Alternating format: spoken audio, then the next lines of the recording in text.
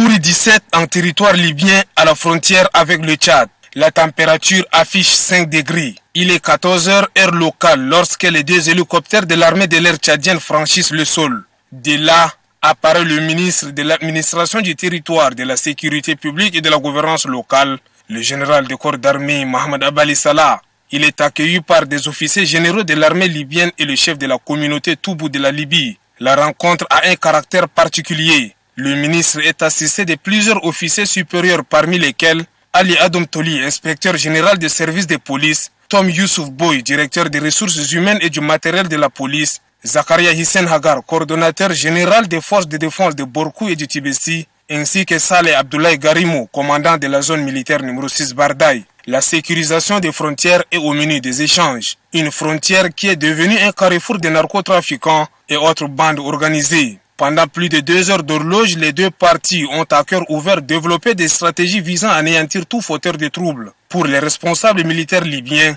le déplacement du ministre en leur territoire est une preuve que le Tchad et la Libye partagent un destin commun. Ils se disent déterminés à collaborer pour barrer la route aux ennemis de la paix. Le chef de la communauté Toubou de la Libye, Azalawi Maïna, s'est d'abord apaisanti sur le lien tant historique que géographique qui existe entre le peuple tchadien et libyen avant de signifier son attachement aux valeurs de paix et à l'unité des deux peuples. Des propos qui viennent mettre en exergue les dispositions sécuritaires prises par le ministre en charge de la sécurité publique. Notre objectif, c'est la frontière, c'est-à-dire d'éviter tous les bandits, tous les trafiquants.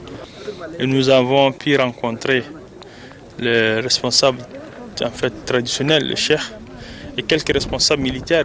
Et nous avons informé à ces responsables que nous avons pris la décision de fermer la frontière libyenne entre la Libye. L'objectif est d'arrêter tous ces trafiquants bandits. Ils ont apprécié, ils ont dit qu'ils vont prendre dans 5 jours la même mesure, c'est de fermer de l'autre côté la frontière et de détruire tous les puits.